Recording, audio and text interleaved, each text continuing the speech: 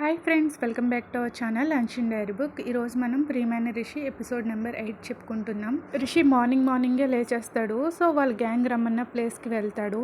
అప్పటికే వాళ్ళంతా అక్కడ దాగుడుమూతల గేమ్ ఆడుకుంటూ ఉంటారు. రిషి వసునే చూస్తూ వెళ్తూ ఉంటాడు. వసుకి అర్థమైపోతుంది, రిషి దగ్గరకు వచ్చేసరికి తన హార్ట్ బీట్ పెరిగిపోతుంది కదా. సో రిషి వస్తున్నాడని అర్థమవుతుంది. వెనక్కి తిరిగి హాయ్ అంటుంది.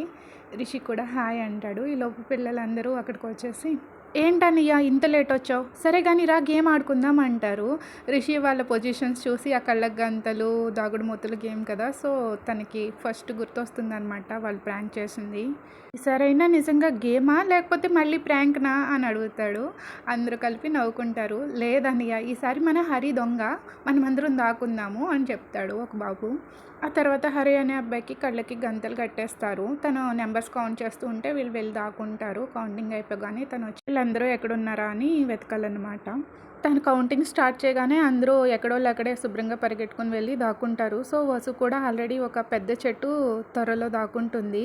రిషి చూసుకోకుండా అక్కడికే వెళ్తాడు. నెంబర్స్ కౌంట్ చేస్తున్నా ఉంటాడు కదా, ఆ అబ్బాయి వైపు చూసుకోడనమాట ఆ చెట్టు త్వరలో ఎవరున్నారు అనేసి. చెయ్యి వేస్తూ లోపలికి వెళ్తాడు. సడన్గా రిషి చెయ్యి తన మీద వేసేసరికి వసు ఉలికి పడుతుంది. వసు కూడా చూసుకోదు రిషి వస్తున్నాడని. రిషికి అయితే వసుని తాకగానే ఏదో కరెంట్ షాక్ కొట్టినట్టు అవుతుంది. సో తిరిగి చూస్తాడు.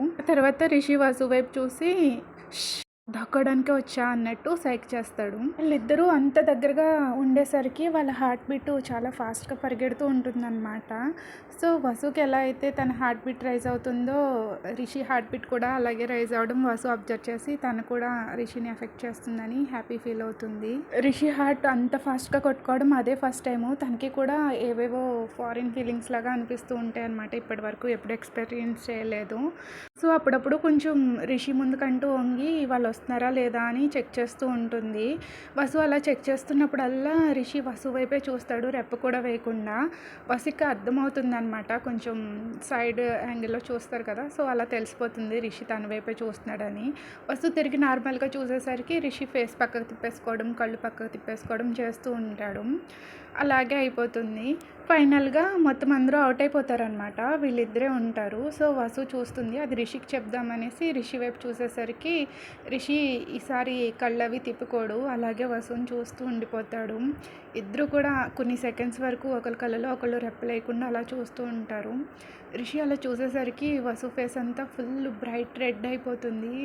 రిషికి తనకి తెలియకుండానే స్లో మోషన్లో తన చేతులతో వసు ఫేస్ని పట్టుకుందామని పైకి తెస్తాడనమాట వసు ఫేస్ దగ్గరికి. అక్కడ వాళ్ళకి ఏ శబ్దాలు వినిపించవు, ఓన్లీ వాళ్ళ హార్ట్ బీట్ ఒకటే వాళ్ళకి వినిపిస్తూ ఉంటుంది. ఈలోపు సడన్గా అక్క, అన్నయ్య దొరికేశారు అంటూ వాళ్ళ సౌండ్స్ వినిపిస్తాయి. అప్పుడు వాళ్ళ ట్రైన్స్లోంచి బయటకు వస్తారు. వసు వెంటనే రిషి పక్క నుంచి బయటకు వచ్చేస్తుంది అనమాట. రిషి మాత్రం అలాగే ఉండిపోయి తన చేతిని చూసుకుంటాడు. షట్ రిషి, ఏం చేస్తున్నావు అనుకుంటాడు. అక్క, ఈ గేమ్ చాలా బోరింగ్గా ఉంది, ఈసారి గాలిపటాలను ఎగరేద్దామా అని ఒక అబ్బాయి అడుగుతాడు.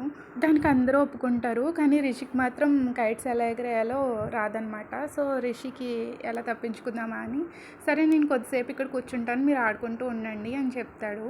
వసుకి అర్థమవుతుంది రిషికి గేమ్ రాదేమో అనుకుని. సో వసు రిషి వెనక సైడ్ నుంచి వెళ్ళి రిషి చేయి పట్టుకుని లాగుతుంది. వసు టచ్ చేయగానే రిషికి ఏదో కరెంట్ వైర్ పట్టుకున్నట్టు షాక్ కొడుతుంది అనమాట. మళ్ళీ వెంటనే వెనక్కి తిరిగి చూస్తాడు వసు వైపు. మీరు టెన్షన్ పడుతున్నారా? మీకు గాలిపటం ఎగరేయడం రాకపోతే మేము నేర్పిస్తాము, మనకి తెలియని దాన్ని నేర్చుకోవడంలో తప్పేం లేదు కదా అని వసు అనేసరికి రిషి ఇలా అనుకుంటాడు, మై ఏంజల్, నేను మనసులో ఏమనుకున్నా కూడా నన్ను ఇట్టే అర్థం చేసుకుంటుంది అనుకుని ఒక స్మైల్ ఇస్తాడు. ఓకే అన్నట్టు. ఆ నెక్స్ట్ అందరూ గాలిపటాలు ఎగరేయడం స్టార్ట్ చేస్తారు. రిషి చాలా ట్రై చేస్తాడు అనమాట, పౌట్ పెట్టుకుంటూ బొంగుమూత పెట్టుకుని. అయినా సరే అది ఎగరదు. కొంచెం దూరం వెళ్ళగానే అది తెగిపోయి ఎటో వెళ్ళిపోతుంది. రిషి అలా సాడ్గా బొంగుమూత పెట్టుకుని ఉంటే కొంచెం క్యూట్ అనిపిస్తుంది, కొంచెం ఏమో సాడ్గా అనిపిస్తుంది వసుకి. సో వసు రిషి దగ్గరికి వెళ్ళి నా దాంతో నేర్పిస్తాను రా అని చెప్పి రిషికి తన గాలిపటం దారాన్ని ఇస్తుంది. ఆ తర్వాత రిషి చేయి పట్టుకుని గాలిపటం ఎలా ఎగరేయాలో అలా నేర్పిస్తూ ఉంటుంది. వాళ్ళ కైట్ దూరంగా వెళ్ళే కొద్దీ రిషి ఫేస్లో బ్రైట్నెస్ పెరిగిపోతూ ఉంటుంది. వసు రిషినే చూస్తూ దాన్ని అలా నేర్పిస్తూ ఉండడంతో రిషి కూడా వసునే చూస్తాడు. వాళ్ళిద్దరూ అటు ఇటు కాళ్ళు తొక్కుని ఒకరి మీద ఒకరు పడిపోతారు. రిషి ఒక చేత్తో గాలిపటం థ్రెడ్ పట్టుకుంటాడు, ఇంకో చేత్తోనేమో వసు నడుము పట్టుకుంటాడు. వాళ్ళిద్దరూ మళ్ళీ ఒకరి కళ్ళల్లో ఒకరు చూసుకుంటూ ఆ ట్రైన్స్లో అలా ఉండిపోతారు. ఈలోపు వసు కైట్ దారం కూడా తెగిపోయి ఆ కైట్ ఎటో వెళ్ళిపోతుంది. పిల్లలందరూ హే అక్క నీ కైట్ కూడా ఎగిరిపోయింది అంటారు. అప్పుడు మళ్ళీ వాళ్ళు ట్రైన్స్లోంచి బయటకు వస్తారు. అలా రోజు గడిచిపోతుంది. రిషికి ఆ రోజు చాలా త్వరగా గడిచిపోయినట్టు అనిపిస్తుంది, చాలా స్పెషల్గా అనిపిస్తుంది. డే మొత్తంలో తన ఫేవరెట్ ఏంటంటే ఆ గాలిపటాలు ఎగరేయడమే అనమాట. సో అదంతా గుర్తు తెచ్చుకుంటూ పైకి అనేస్తాడనమాట. మళ్ళీ మార్నింగ్ ఎప్పుడవుతుందో నా ఏంజల్ని ఎప్పుడెప్పుడు చూస్తానా అనిపిస్తుంది అని అనుకుంటాడు. గౌతమ్ అక్కడే ఉండి వినేస్తాడు. అలాంటప్పుడు పర్మనెంట్గా తన్ని నీ దగ్గరికే తెచ్చేసుకో అంటాడు. రిషి ఉలిక్కిపడి ఏంటి గౌతమ్ ఏమన్నావు అంటాడు. నువ్వు నీ ఏంజల్ని మిస్ అవుతున్నాను అంటున్నావు కదా, పెళ్లి చేసుకుంటే తన్ని పర్మనెంట్గా నీ దగ్గర తెచ్చేసుకోవచ్చు కదా అని అంటున్నా. అది కాదురా గౌతమ్, అయినా నువ్వేం మాట్లాడుతున్నావు ఈవెన్ నాకు కూడా తెలియదు. అసలు నాకు ఏం జరుగుతుంది, నా ఫీలింగ్స్ ఏంటో నాకు అర్థం కావట్లేదు అంటాడు. నువ్వు తనని లవ్ చేస్తున్నావు రిషి అంటాడు. రిషి షాకింగ్గా అలానే చూస్తూ ఉంటాడు గౌతమ్ని. ఐ థింక్ ఇద్దరి వైపు నుండి కూడా లవ్ ఉంది అనుకుంటున్నా. ఇక నువ్వేం ఆలోచించకుండా నీ ప్రేమ గురించి తనతో చెప్పే. తను చాలా మంచి అమ్మాయిరా, తనలాంటి అమ్మాయి నీకు ప్రపంచంలో ఎక్కడా దొరకదు. తనకి ఫ్యామిలీ లవ్ అంటే ఎలా ఉంటుందో కూడా తెలియదు. నువ్వు తన్ని పెళ్లి చేసుకుంటే తనకి ఒక మంచి ఫ్యామిలీని ఇచ్చిన వాడు అవుతావు. బాగా ఆలోచించుకో. ఐఎమ్ డ్యామ్ 100% షూర్ చెప్తున్నా, నువ్వు తన్ని ఖచ్చితంగా లవ్ చేస్తున్నావు అని గౌతమ్ అక్కడి నుంచి వెళ్ళిపోతాడు. గౌతమ్ చెప్పింది అలాగే వసుధారతో తన మూమెంట్స్ అన్నీ గుర్తు తెచ్చుకుని తను నిజంగానే వసుధారని లవ్ చేస్తున్నాడా అని ఆలోచించుకుంటూ పడుకుంటాడు. And next day morning Vasu వాళ్ళ నాన్నమ్మ వసు గదిలోకి వస్తుంది. వసు అంటూ తన తల మీద చేయి పెట్టి చూస్తుంది అనమాట.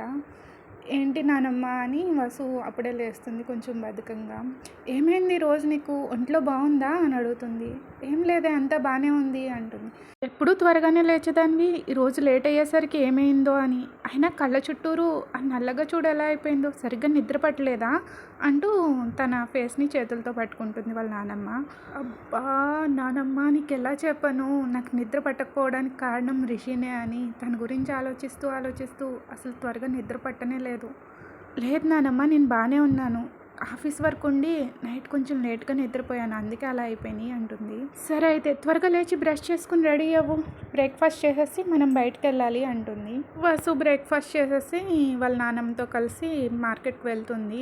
నెక్స్ట్ రిషి కూడా లేచి వాళ్ళ గ్యాంగ్ దగ్గరకు వస్తాడు. కానీ అక్కడ వసు ఉండదు. వసు కోసం వాళ్ళని అడుగుదామా అనుకుంటాడు. కానీ వాళ్ళని అడిగితే తెలుసు కదా ఒక తర్వాత ఒకటి క్వశ్చన్స్ అడుగుతూనే ఉంటారని. కానీ ఆ పిల్లలు పిడుగులు కదా, సో అలా అడిగేస్తారు.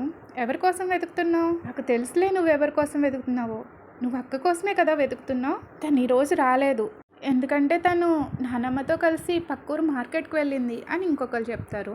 అయితే నా ఏంజల్ని ఈరోజు చూడలేనా, రేపటి వరకు ఆగాల్సిందేనా అని కొంచెం సాడ్ ఫేస్ పెట్టుకుంటాడు. రిషికి మాత్రం వసు మీద ఎలాంటి ఫీలింగ్స్ ఉన్నాయో ఇంకా రిలీజ్ కాలేకపోతున్నాడు. వసు అయితే పక్కా 100% లవ్ అని ఫిక్స్ అయిపోయింది. రిషి వసుతో ఏం మాట్లాడదామని వచ్చాడో చూద్దాము. That's it for today. Thank you for listening. Please like, share, subscribe. Bye bye.